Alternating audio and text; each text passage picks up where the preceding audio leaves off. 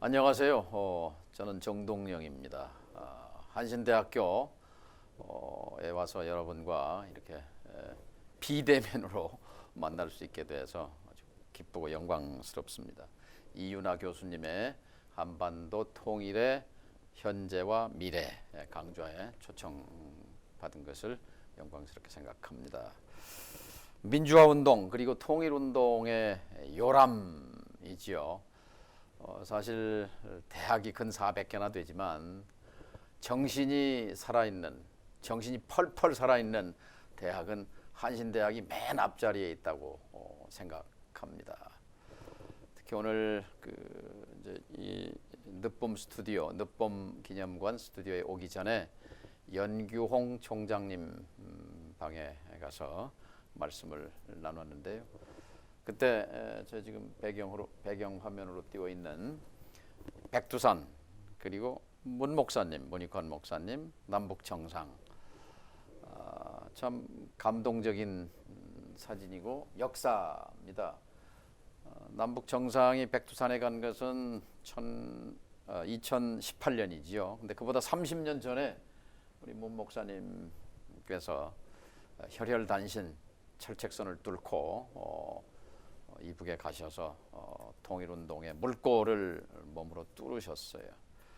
그 대가가 국가보안법 위반 징역 7년이었습니다.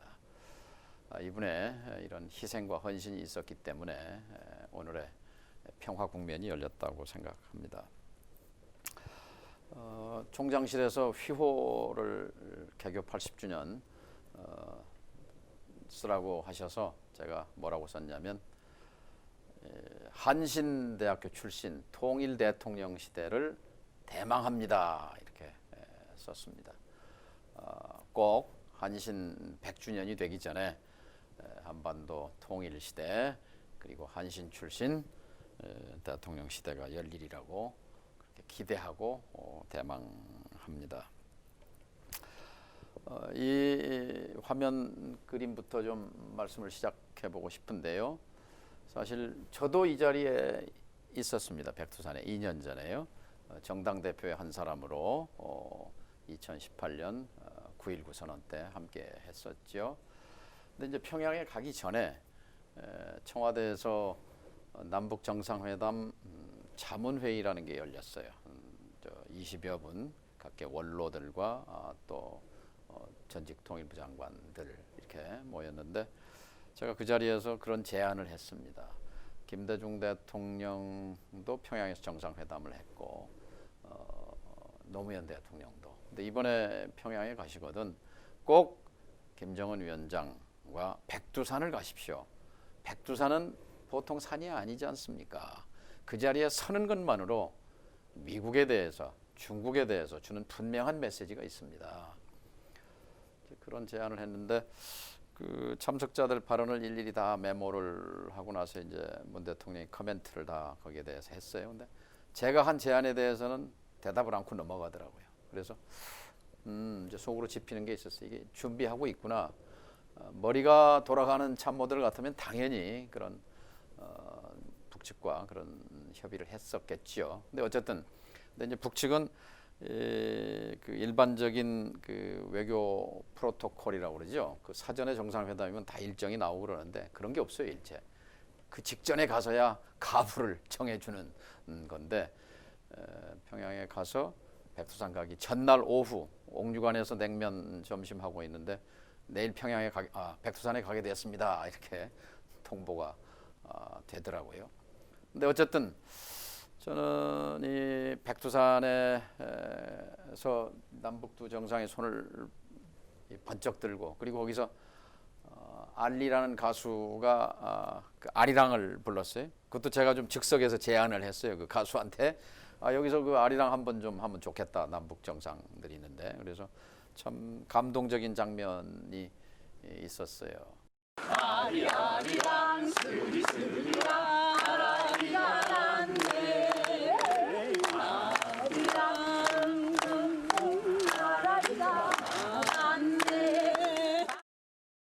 그런데 이제 아쉽죠.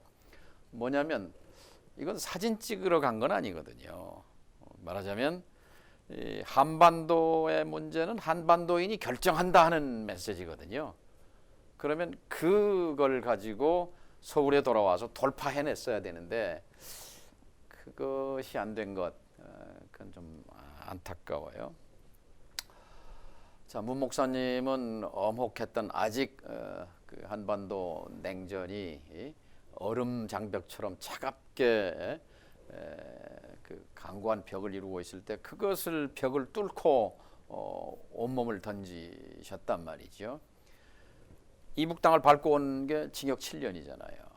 저도 이제 평양에도 가고 뭐 개성, 금강산 통일부 장관 하면서 또 그 이후에도 여러 번 가봤습니다만 이제 문 목사님 같은 분이 이렇게 몸으로 열었단 말이죠. 그러면 사실 지금 우리의 앞으로 갈 길, 과제 또 전략은 뭐냐? 저는 자유왕래라고 생각합니다. 자유왕래 시대를 열면 그것이 가장 손에 잡히는 통일 방안이라고 생각해요.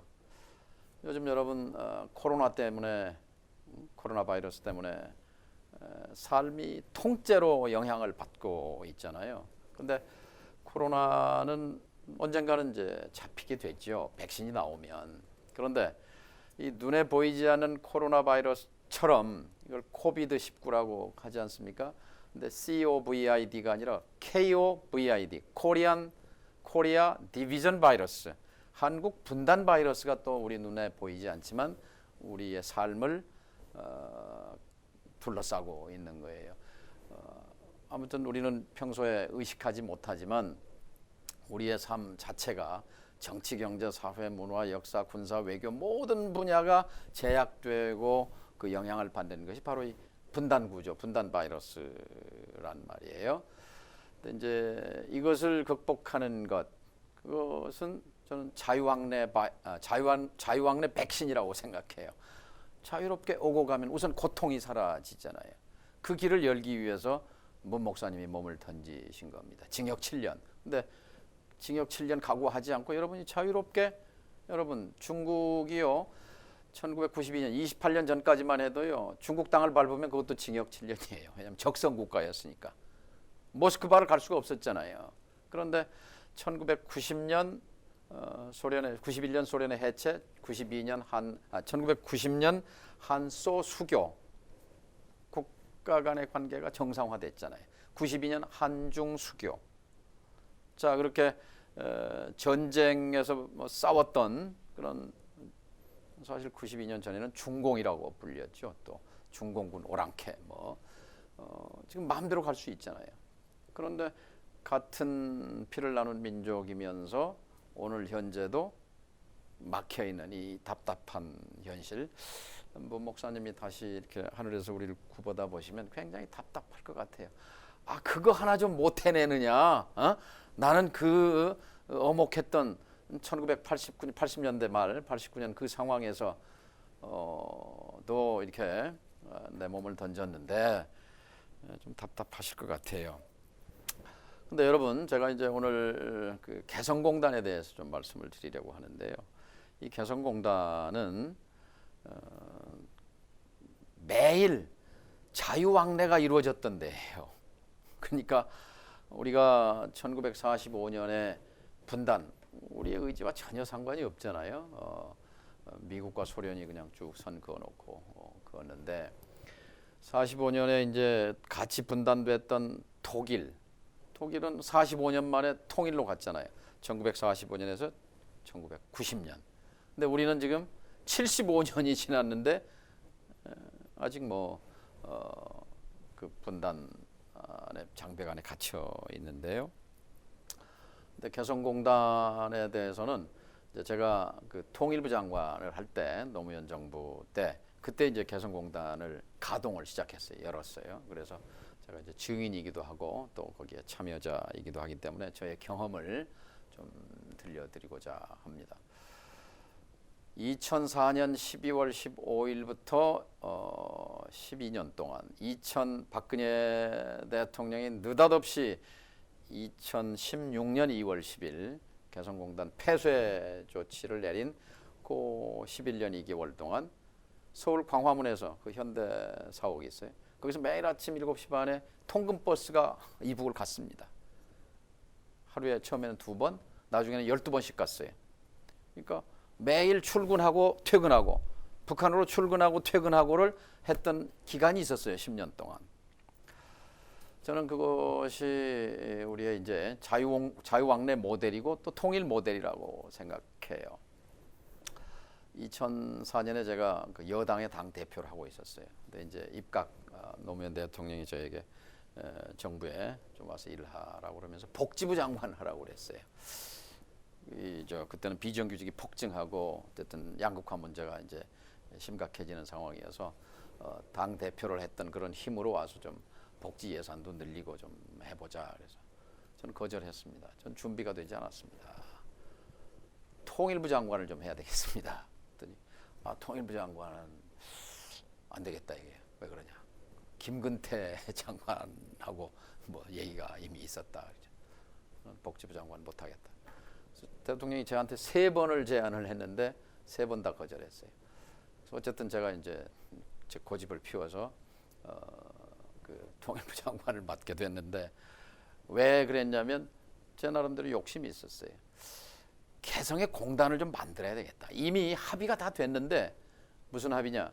제가 2004년이라고 말씀드렸죠. 그 전에 4년 전에 2000년 정상회담이 있었잖아요. 2000년 6.15. 그러니까 한반도 분단사에서 분단사를 시대 구분을 하면 역사에서 제일 중요한 게 시대 구분이에요. 이 2000년 6.15 이전 시대와 이후 시대로 나눌 수가 있어요. 6.15 이전 시대는 적대와 증오의 시대였고 그 다음에 이제 2000년 6.15 이후는 서로 악수하는 시대, 접촉과 대화와 교류와 화해의 시대로 전환하는 거란 말이죠. 그때 아주 중요한 합의가 뭐냐면 개성의 공단을 짓자라는 합의였어요. 근데 느닷없이 2000년 6.15에 김대중 대통령과 김정일 위원장이 합의한 게 아니라 그 전에 통이 큰 기업인의 헌신이 있었어요. 2년 전에 98년이죠. 현대 창업자인 정주영 회장이 아마 책에서 보셨을 거예요. 소떼 1000마리를 몰고 DMZ를 넘어서 이북으로 갔습니다. 트럭 500, 한 번은 500마리를 트럭에 싣고 그 다음에는 501마리를 1001마리를 싣고 갔는데요. 여러분 왜 1001마리였을까요? 그 이제 재미있는 스토리가 있습니다. 17살 때 정주영 회장이 그러니까 30년대인가요? 가출 소년이었어요. 그 아버지가 장에 가서 집에서 옛날에는 그 농촌에서 소가 제일 큰 재산이에요. 뭐 이제 집안 일에 쓰려고 소를 팔아서 소 판 돈 170원, 요새 돈으로는 뭐 7, 800만 원 되는 큰 돈이에요. 그 돈을 벽장에다 이제 고이 숨겨놨는데 이걸 밤중에 17살 난 아들이 올라가서 그걸 훔쳐가지고 도망친 거예요. 가출을 해버렸어요. 그리고는 그 뒤에 아버지를 한 번도 못 만났어요. 그러니까 아버지에 대한 죄책감이 평생 있었던 거죠. 우리 정주영 회장에게. 그래서 아까 1001마리가 왜 1001마리냐 그랬는데 제 추정입니다만 그 1000마리는 이자입니다. 한 마리는 아버지의 솥값, 아버지한테 훔친 소, 그리고 내가 남쪽에 와서 성공했습니다. 현대그룹을 일구고 그래서 1001마리를 이제 이북에 가지고 가는데 그게 98년 6월입니다. 그때 제일 감동받은 사람이 있어요. 누구냐? 북한 지도자입니다. 김정일 위원장인데요. 저녁에 숙소로 찾아와서 이제 흉금을 터놓고 대화를 하면서 그때 이제 합의한 것이 이북에다가 경제 특구를 만들어 보자. 남쪽 자본이 참여하고 북쪽에 토지와 노동이 결합하고 이렇게 되면은 경쟁력이 있다. 이제 이런 합의를 해서 신의주에 경제 특구를 설치하기로 했어요. 이제 신의주는 이제 항만도 있고 또 동북 삼성이라는 큰 배후지가 있고. 근데 이제 난제가 있었어요. 뭐냐? 중국이 결사반대했어요. 그 90년대 후반만 해도요. 동북 삼성은 형편없었어요. 그 중국의 개혁 개방이 이제 점과 선과 면으로 이렇게 가는데 아직 동북 삼성은 잠자고 있던 때였기 때문에 접경 지역 국경선에 신의주의 남쪽 자본이 들어와서 번성하는 경제 특구가 만들어지면 동북 삼성이 먹힌다, 영향력을 받는다, 이제 이런 것 때문에 당시 주용기 중국 총리가 단호하게 거절했습니다. 이건 안 된다. 뭐 어떻게 보면 내정 간섭일 수도 있는데요. 근데 이제 김정일 위원장이 굴하지 않고 밀어붙였어요. 사실 북중 관계는 우리가 생각하는 것처럼 우리는 대개 이제 한미 관계 속에서 미국의 압도적인 영향을 받는데, 물론 이제 북도 중국의 지원도 받고 큰 영향을 받지만, 그러나 우리가 생각하는 것과는 달라요. 뭐냐면 항상 주권 국가 대 주권 국가로서의 대등한 관계를 굉장히 강조하고 이런 얘기하지요. 우리에게 자존심은 목숨보다 귀하다, 뭐 이렇게 얘기를 합니다. 근데 주룽지 총리가 그런다고 해서 굴할 김정일 위원장이 아니니까 경제특구 법제도 만들고, 그다음에 행정장관이라고 해서 양빈이라는 사람도 중국 사람인데 영입해서 임명을 하고, 이렇게 과정에서 중국이 그 양빈이라는 사람을 구속해 버렸어요. 체포해서. 그리고 이제 하여튼 여러 가지 문제가 발생하게 되니까 신의주로 갈 수 없잖아요. 그래서 그 뒤에 이제 정주영 회장을 다시 만나서 김정일 위원장이 에게 정주영 회장이 제안한 것이 해주를 그럼 주십시오. 해주. 황해도 해주. 그래도 이제 항구니까요. 근데 그 해주는 이제 그 김 위원장이 뭐라고 그랬냐면, 거기는 우리 북쪽 해군 사령부 기지가 있는 데인데 우리 해군 기지를 남쪽에다 줄 수는 없지 않습니까? 차라리 개성으로 가십시오. 개성으로. 근데 그때 정주영 회장이 깜짝 놀랐다 그래요. 개성은 전략적 요충지인데, 군사적인 요지인데 그것을 개방한다고? 정주영 회장은 뭐 군사 분야는 문외한이시지만, 그러나 6.25 때 북한군이 쳐들어온 남침로의 제2축선이에요. 철원에서 내려오고 개성에서 내려오고, 그 다음에 이제 유엔군이 인천 상륙작전, 서울 수복, 그리고 평양으로 진격할 때 개성 축선으로 올라갑니다. 그리고 2천만 명 수도권, 2,500만이 사는 이 수도권에서 가장 가까운 이 북쪽의 이 군 병력 밀집지가 개성이에요. 개성. 거기는 2개 보병 사단, 그다음 포병 여단, 전차 기갑부대, 또 아주 초강력 화력이 밀집해 있습니다. 왜 그러냐? 서울과 DMZ 간의 가장 짧은 단거리가 거기에요. 불과 40마일이거든요. 그러니까 그 일반 포, 그 장사정포라고 그러죠. 방사포라고 하고, 그 사거리가 40마일인데 딱 개성에서 광화문까지가 40마일이에요. 대포를 쏘면은 뭐 수도권 2천만 명, 그러니까 미사일이 아니고 일반 대포로 쏴도 여기에 포가 떨어질 수 있는 거죠. 광화문 내거리에 예를 들어서 포 몇 발만 떨어진다고, 대포 떨어진다고 보십시오.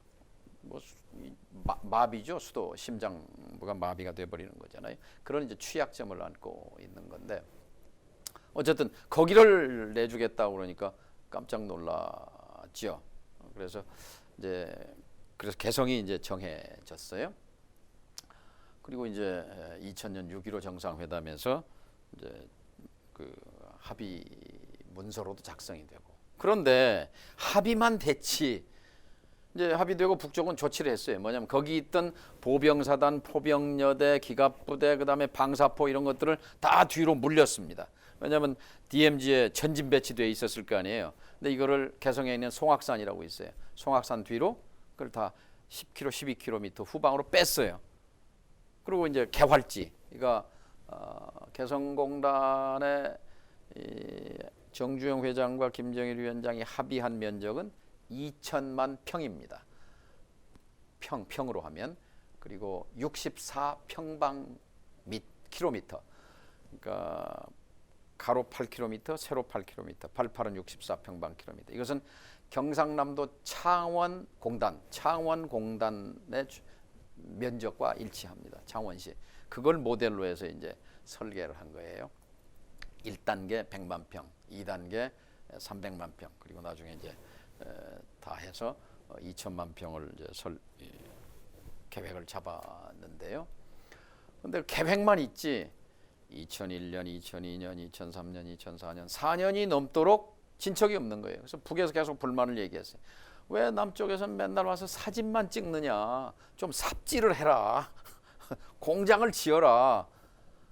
그래서 제가 이걸 좀 해야 되겠다 하고 이제 고집을 해서 통일부 장관으로 가서 보니까 이게 쉽지 않은 거예요. 왜 쉽지 않냐? 브레이크가 걸려 있었어요. 미국이 강하게 반대하고 있었어요.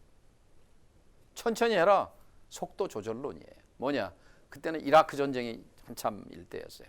또 북이 NPT 핵조약에서 탈퇴해서 2차 핵 위기가 발발해서 이른바 서지컬 스트라이크, 그러니까 핀셋으로 뽑는 폭격론이 한참 워싱턴에서 횡행할 때였어요. 그래서 일촉즉발의 그런 그 전운, 그런 위기 상황이 한반도 상공을 둘러싸고 있을 때여서 이런 판에 이북 땅에다 무슨 공단이냐 이제 이런 거였어요.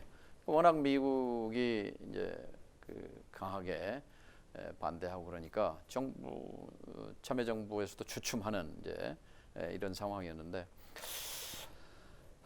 이게 이 장벽을 어떻게 넘느냐. 그래서 제가 하여튼 뭐 참모회의 각종 뭐 여러 가지 이제 지혜를 짜서 제가 한 달 만에 보따리를 싸가지고 미국에 날아갔습니다. 그래서 럼스펠트 국방장관과 담판을 하게 되는데요. 한국의 전 세계에는 통일부 장관이 딱 한 명밖에 없습니다. 한국밖에 없습니다. 그러니까 카운터파트가 없는 거예요. 농림부 장관, 국방부 장관, 뭐 교육부 장관은 다 상대 국가의 장관이 있기 때문에 이 양국 회담을 할 수가 있는데 통일부 장관은 없잖아요. 한국밖에. 근데 이제 제가 그때는 NSC, National Security Council, 그래서 국가안보회의 제가 위원장을 겸하고 있었기 때문에 이제 그런 자격으로 가서 미 국방장관. 왜냐하면 그때는 이제 조지 W. 부시 행정부였는데요. 2004년, 2000년부터 2008년까지 8년 동안 부시 정부 기간이에요.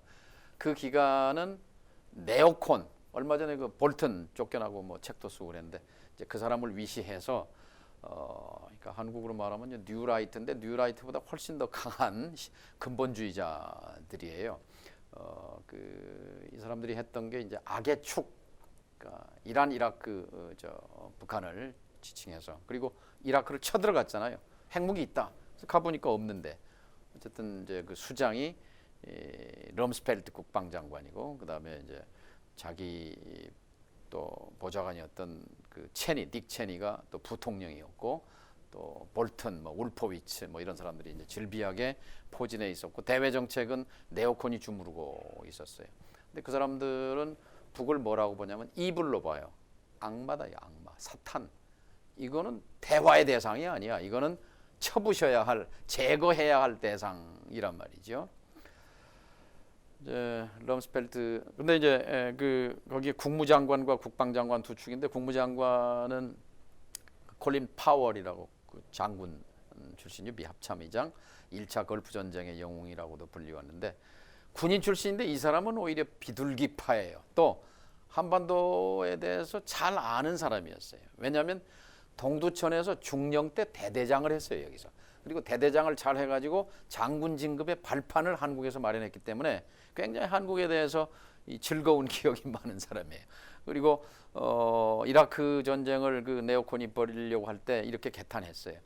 아니 군대도 안 갔다 온 사람들이 어떻게 전쟁이 얼마나 참혹하고 비참한데 전쟁을 하자고 저러느냐 하고 뭐 반대했지만 국무장관의 그 말이 맥히지 않았어요. 그래서 이제 이라크는 쳐들어갔고 2003년 3월달에 쳐들어갔죠.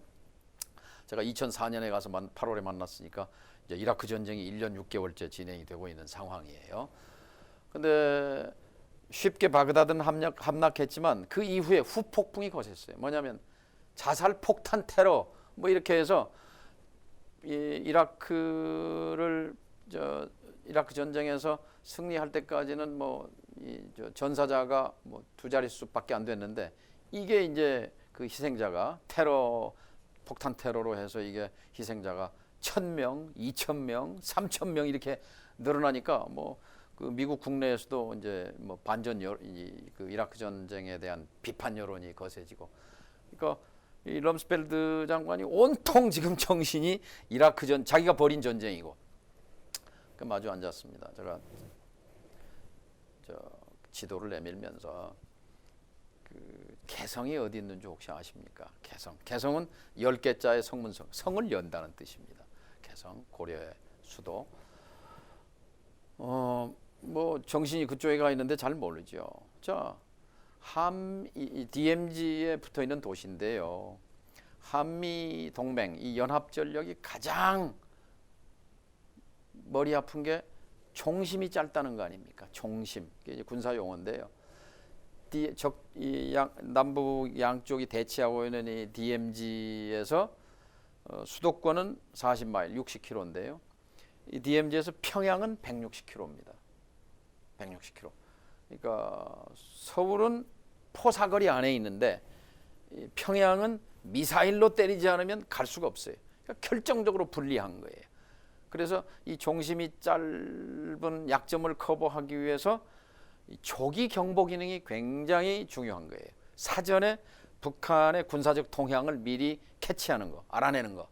그래서 세 가지를 합니다. 하나는 뭐냐면 인공위성으로 계속 24시간 1분 단위로 사진을 찍는 거예요. 그래서 여기서 군용 트럭이 왜 10대가 저리 움직였냐? 이건 뭐냐? 뭐 훈련하느냐? 왜 뭐 전차가 어디로 갔느냐? 이런 것들을 실시간으로 계속 그 사진을 분석하는 거예요. 비용이 엄청나게 들죠. 또 고성능 PC3인가 PC10인가는 아주 값비싼 정찰기를 아주 아주 높은 고도에 띄워가지고 감청을 합니다. 감청. 그래서 북한군의 교신이라든지 지도부의 움직임 같은 것을 감청을 통해서 판독하는 거. 이제 영상 정보, 또 음성 정보, 그리고 또 인간 정보라고 하는 게 있어요. 휴먼 인텔리전스, 휴민트라고. 그래서 하여튼 뭐 국경선에 사람들을 보내서 또 들여보내기도 하고 해서 이제 뭐 간첩 정보지요. 이런 것들을 통해서 그 조기 워닝. 그러니까 북한이 예를 들어서 아까 광화문에 대포가 몇 발 떨어지면 마비될 거 아니에요, 당연히. 한강다리고 뭐 다 뭐 거의 폭주해서 마비될 터인데 그걸 미리 이제 아는 거와 그냥 뒤통수 맞는 거의 차이는 엄청나게 큰 차이가 있는 거죠. 제가 럼스펠드 장관에게 이렇게 얘기했습니다. 자, 북한군 최정예 사단과 최강 화력이 밀집해 있는 이 개성을 송악산 뒤로 12km 빼는 것은 개성공단이 경제사업일 뿐, 남북 경제협력사업일 뿐 아니라 이거는 중요한 전략 안보산업입니다.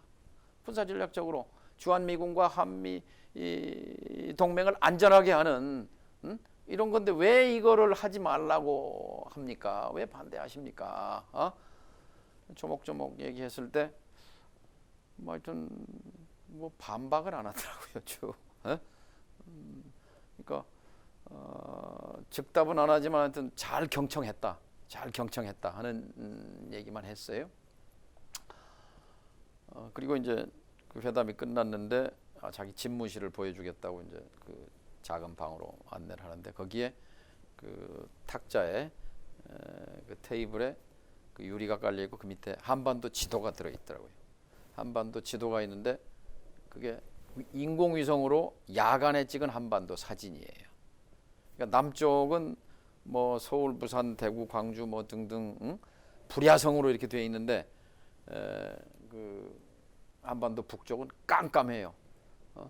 평양만 깜빡깜빡 이렇게 환하고 럼스펠드 장관이 말하기를 이 남쪽의 번영은 한미 동맹의 뭐 결과입니다. 맞습니다. 자, 개성공단은 이 남쪽에 있는 불빛을 저 한반도 북쪽까지 확장하는 그런 결과를 가져오게 될 것입니다. 이제 이런 얘기를 하고 나왔는데 내가 나간 뒤에 그 담당 차관보에게 그 미니스터 정이 얘기한 거 저 대통령한테 보고하게 챙겨라 이렇게 지시를 하더라는 거예요. 그 다음 날 부시 대통령과 주례 미팅 일주일에 한 번씩 점심을 국방장관이 1대1로 하는데 그때 세 가지 보고 사항을 가지고 가는 중에 하나가 개성공단에 관한 보고였다고 하고 그리고 그 시점으로 미국의 속도 조절론이 철회되고 적극적인 지원 협조로 바뀌었습니다.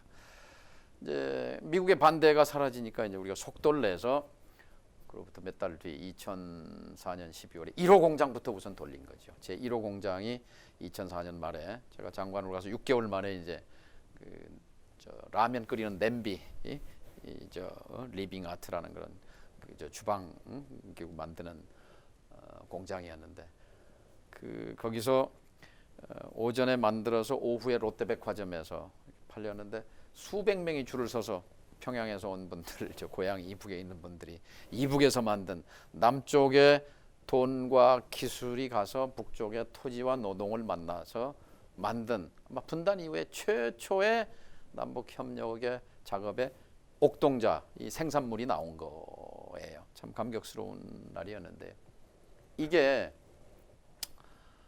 4년 전 2016년 2월 10일 덜커덕 닫혀서 지금 4년째 닫혀 있어요. 근데 이 닫힐 때 지난 10년 동안 125개 공장이 들어갔거든요. 거기서 뭐 이런 양복도 만들고 운동화도 만들고 자동차 부품도 만들고 화장품 케이스도 만들고 뭐 이제 다양한 경공업 제품들 중소기업들이 들어갔는데 중요한 거는 거기서 매일매일 작은 통일이 일어났다는 거예요. 남쪽에 많을 때는 남쪽에 그 회사 125개 회사에서 뭐 20명씩 갔으니까 한 2,000명. 북쪽의 노동자가 5만 5천 명. 굉장히 큰 숫자죠. 개성 개풍군 일대가 인구가 30만이 채 안 되는데 5만 5천 명이 근무했으니까 한 집에 한 명씩은 다 와서 하는 거예요. 한 집에 한두 명씩. 그러면 계속 뭐 일하는 작업 얘기만 하겠어요? 하루 아침부터 저녁까지? 나누는 얘기가 지난번에 그 아이가 아프다더니 어떻게 됐습니까? 또 뭐 시집 장가 간 뭐 아들은 며느리 동생은 가족 얘기, 뭐 학교는 잘 다닙니까? 뭐 또 그러고 거기서 이제 일하는 북쪽 사람들이 다음번에 올 땐 뭐 무슨 뭐 약을 좀 구해다 달라고 그러면 또 갖다 주기도 하고 뭐 등등 이런 겉으로 봐서는 똑같잖아요. 뭐 구분이 안 되죠. 눈동자 색깔이 다릅니까? 무슨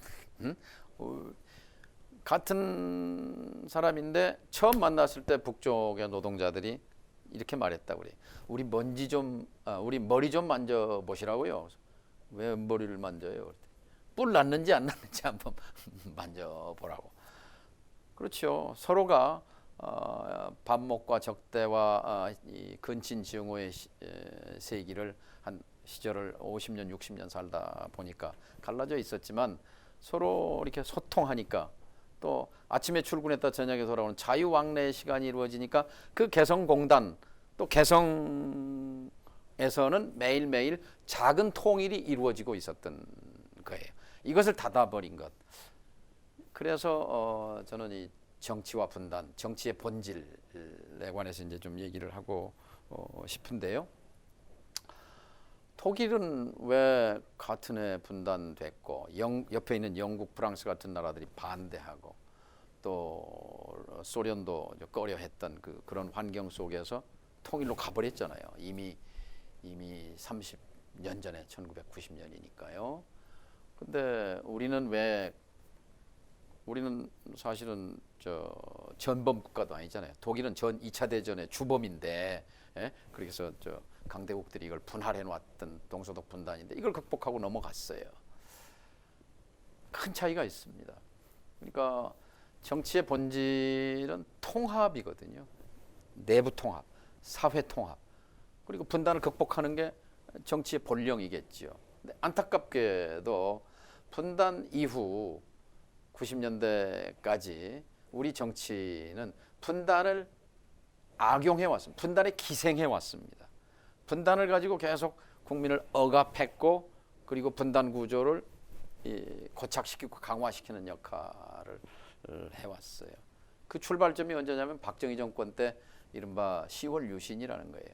제가 대학 신입생 때였는데 어느 날 헌법이 정지됐어요.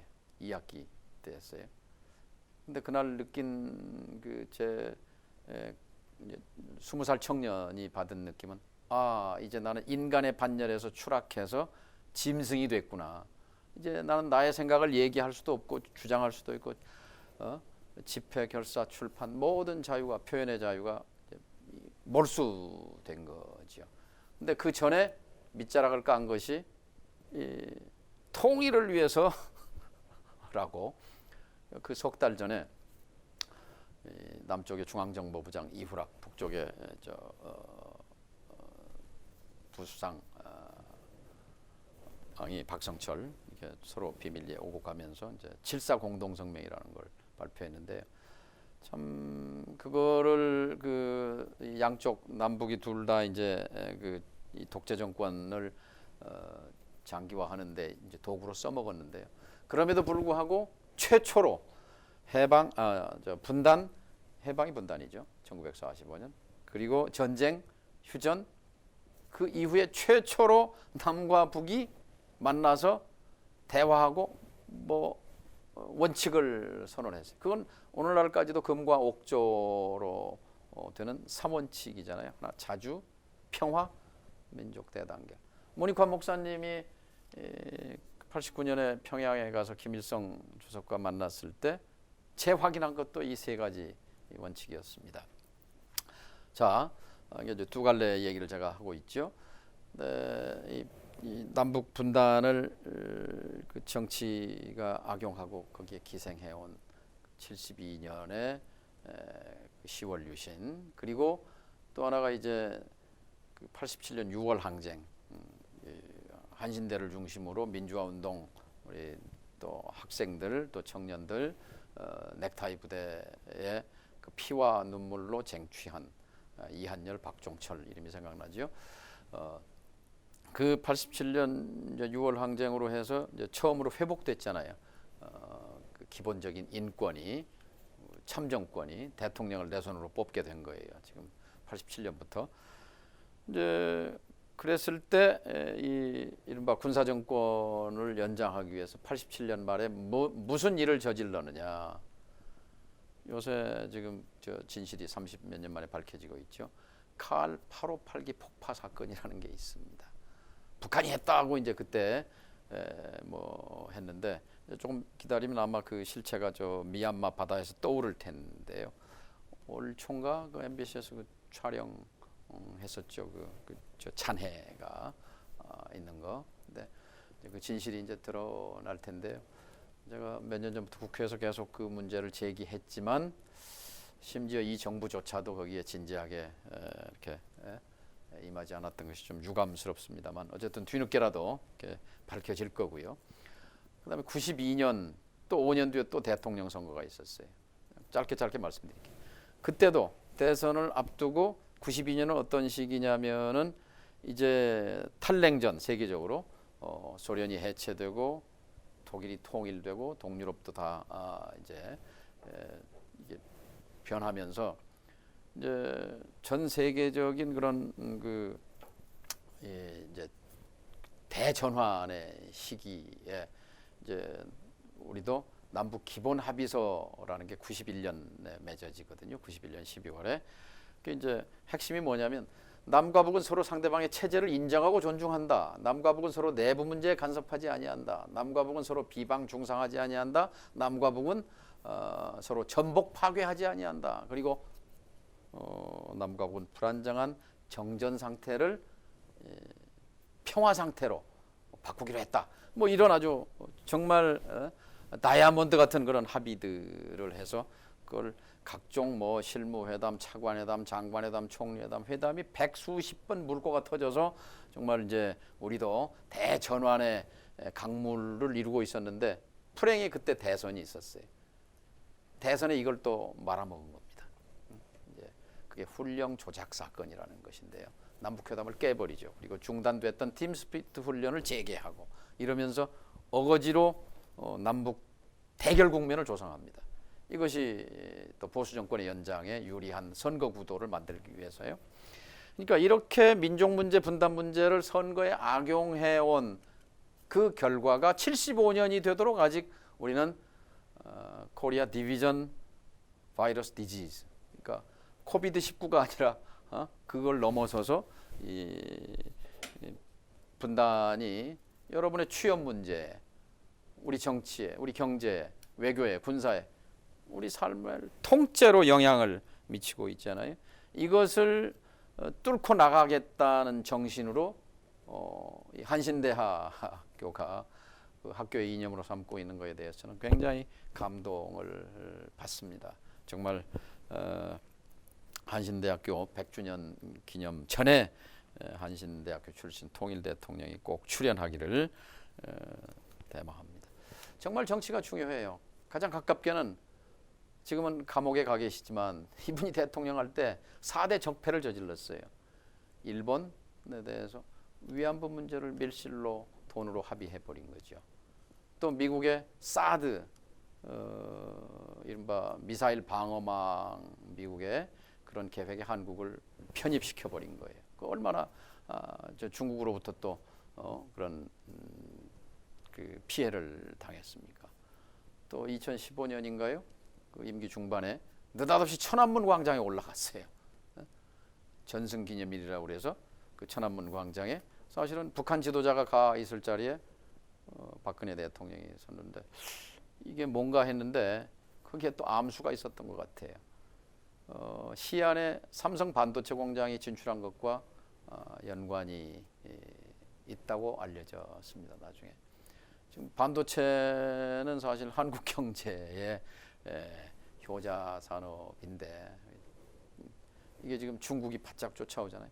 시진핑 주석이 그날 북경 방문한 한국 대통령을 5번씩이나 찾아가고 환대하고 천안문 막루에 오르게 하고 그 대가를 치른 것이 우리 반도체 공장이 또 중국에 진출한 그런 거였다는 거에서 참 외교를 잘해야 살아남는 민족이라는 말이 일본에게, 미국에게, 중국에게 그리고 북한에 대해서는 개성공단 닫아버리고 안타깝죠. 그래서 정말 정치가 중요하다 하는 그런 말씀 드리고 이제 자 시간이 꽤 간 것 같은데요.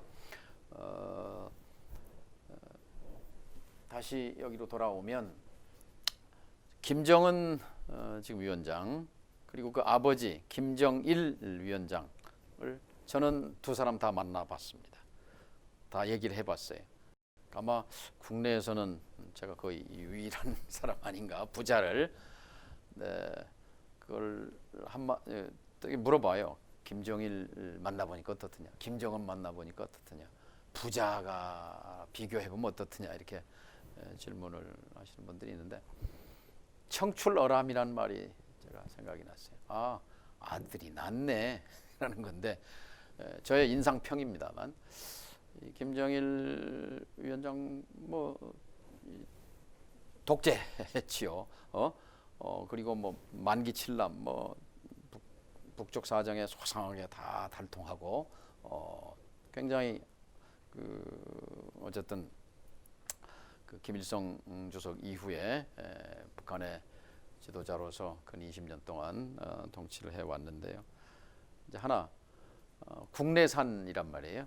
그러니까 생전에 한 번도 비행기를 타본 일이 없어요. 모스크바는 기차로 갔다 왔지만, 그러니까 세상의 변화에 김정일 시대에 세계적 대전환이 이루어졌잖아요.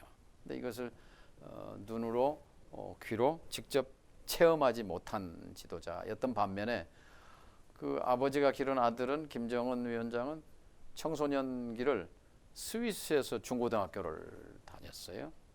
알려지기로는 뭐 유럽 전역을 다니면서 뭐 방학 때는 스키 리조트에 와서 형제들과 어머니와 뭐 스키도 타고 뭐 그러니까 서양의 문물을 눈으로 귀로 직접 보고 듣고 체험했던, 그래서 본인이 이제 후계자로 점지됐을 때 우린 왜 이렇게 못 살지 하는 문제의식을 계속 얘기했다고 해요.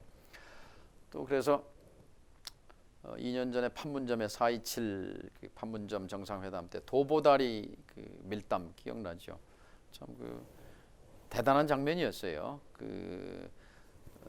휴전선 비무장 녹슨 철판 앞에 의자에 남북 지도자 정상이 둘이 앉아서 나눈 한 40-50분 대화. 근데 제가 전해 들은 가장 중요한 얘기는 김정은 위원장이 했다는 베트남의 길을 가고 싶습니다라는 말입니다.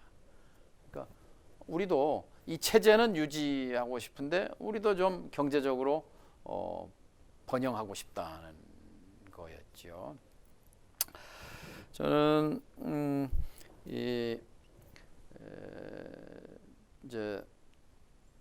그 톱다운이라고 그러죠. 김정은, 문재인 대통령, 또 트럼프, 또 김정은 위원장 이렇게 2018년, 19년 이렇게 전개됐던 그런 게 한반도의 대전환, 한반도 정세의 분단 안에서 다시 탈분단으로, 분단 극복으로 자유왕래 시대로 가기 위해서 꼭 필요한 그런 외교적 수단이라고 생각합니다만 동시에 아래로부터의 대중운동, 통일운동, 청년운동 등을 통해서 광범위한 이 동의대, 동감대 컨센서스가 절대적으로 필요하다고 봅니다. 그래야, 왜냐하면 백두산의 양 정상이 선 것의 의미가 중국에 주는 메시지, 미국에 주는 메시지가 있었듯이 전 아쉬운 건 그때 뚫고 나갔었어야 돼요.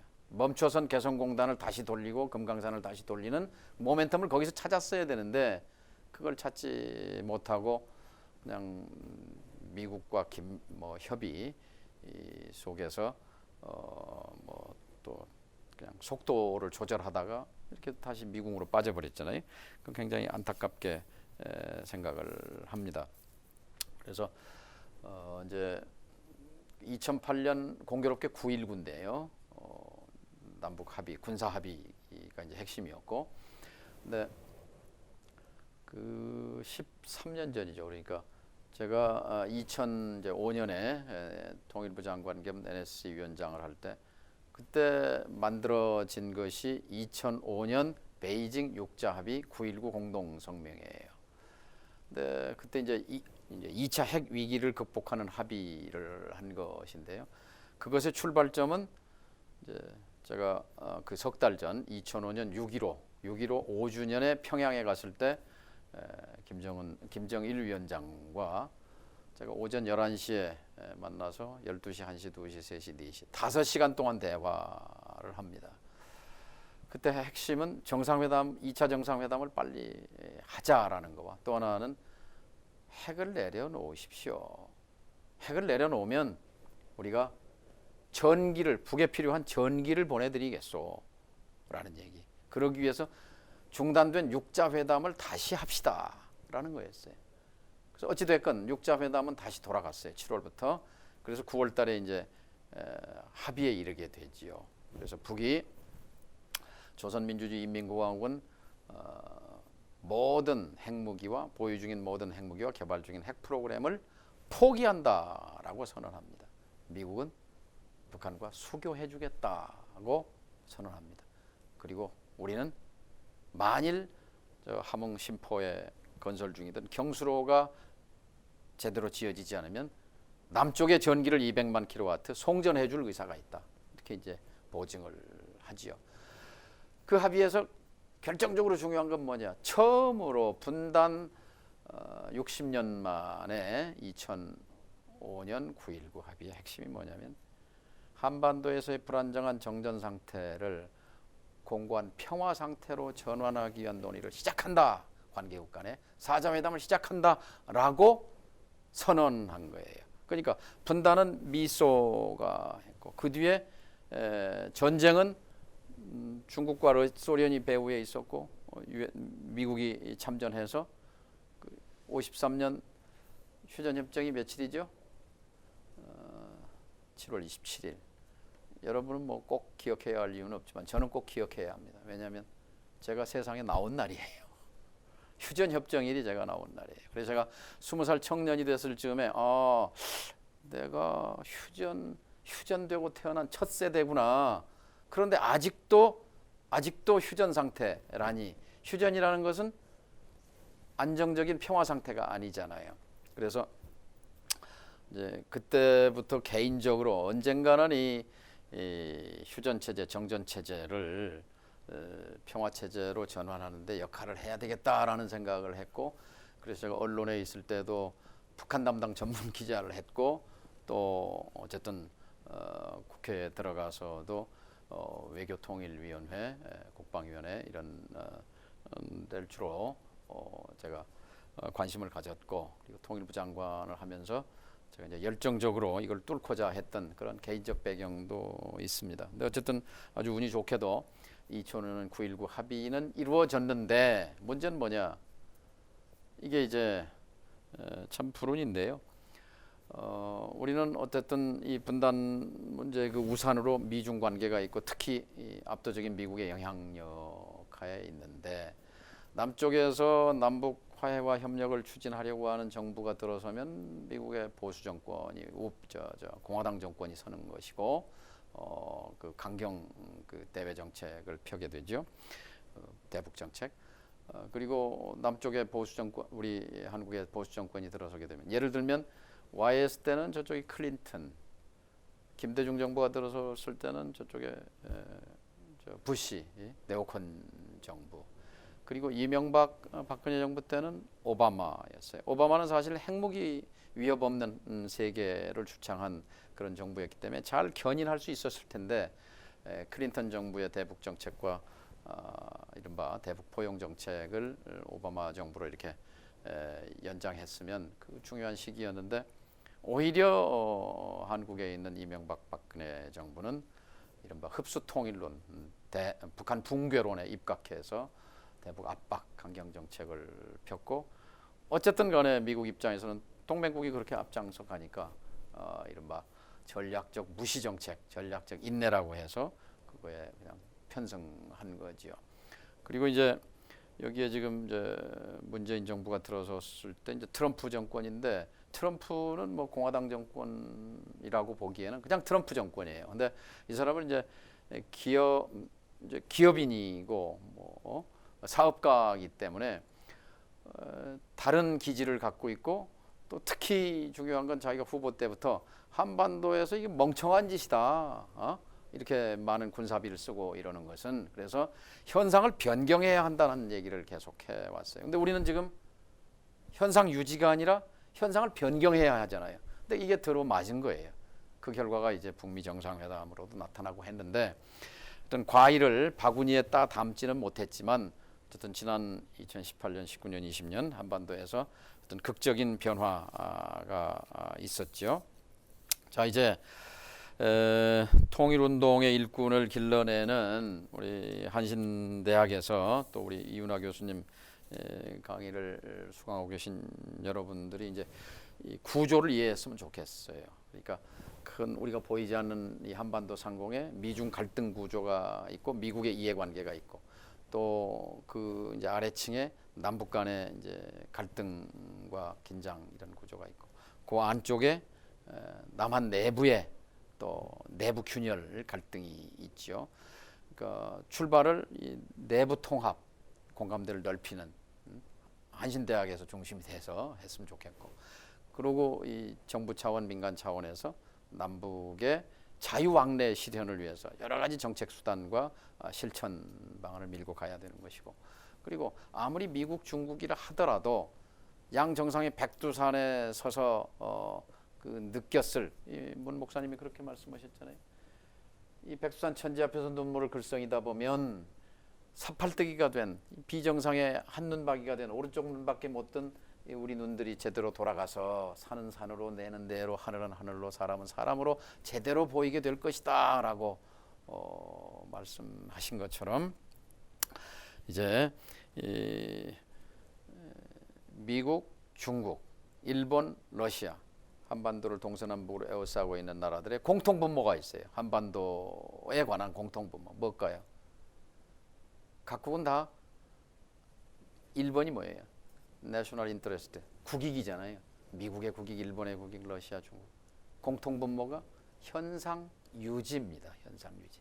이대로가 좋다는 거예요. 70년 동안 잘 왔잖아요. 그 속에서 일본은 일본대로, 중국은 다 이익을 취한 거예요. 그러니까 변경할 이유가 없어요. 그럼 이걸 뚫을 에너지는 어디서 나와야 되느냐? 문재인 대통령만으로는 안 된다 이거죠. 함께 우리가 그 벽을 넘어야 된다고 말씀드리고 싶고, 마지막으로 한 일본 지식인이 동경대학 교수협의회장 하시는 그 분이 몇 년 전에 한국에 와서 이런 얘기를 했어요. 일본에는 세 개의 벽이 보이고 한국에 오면 세 개의 길이 보인다. 일본의 세 개의 벽은 뭐냐? 일본의 지금 1억 2천만 그 국민의 미디안 에이지, 그러니까 딱 평균 연령이 52세인데 계속 53세, 54, 60세를 향해서 갈 거다. 참 답답하다. 벽이다. 또 하나, 관동 대지진이 일어난 지 100년이 다 돼가는데 일본 지도층의 머릿속에는 공포가 있다. 동경, 오사카가 폭삭하지 않을까? 그래서 도피 심리가 있어서 오키나와에 땅 사고 하와이에 집 사고 해운대로 갈 생각하고 이런, 그래서 지도층이 도피하려고 하는 그게 벽이다. 또 하나의 벽은 아베를 봐라. 그때는 아베. 일본 정치, 고여서 썩어버리는 이 정치가 어찌할 수 없는 벽이다.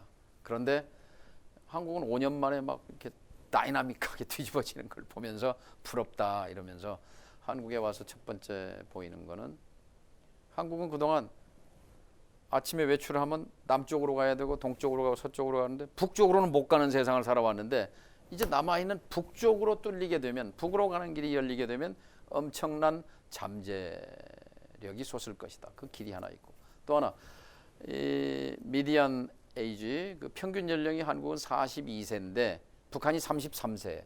그럼 언젠가 서로 합치게 되면 42세에서 올라가다 또 내려가게 되는 또 길이 있기 때문에 이것도 하나의 길이다.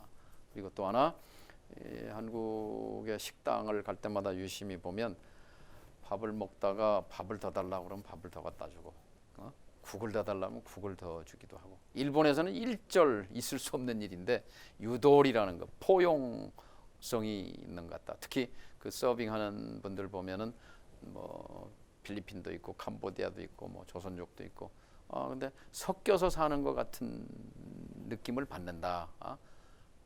제1동포가 지금 100년, 150년 됐는데 완전히 물과 기름으로 지금도 침투하고 있지 못한데 일본 사회에, 그렇게 보면 훨씬 더 포용적인 사회가 한국이다. 자기는 그걸 세 가지 길로 본다. 이렇게. 자, 이 말씀을 제가 결론으로 드리는 말씀은, 자, 우리에게는 또 우리 청년에게는 새로운 그 지평, 새로운 땅이 우리를 기다리고 있다. 새로운 길이 기다리고 있다 하는 말씀을 강의 결론으로 드리고 싶습니다. 감사합니다.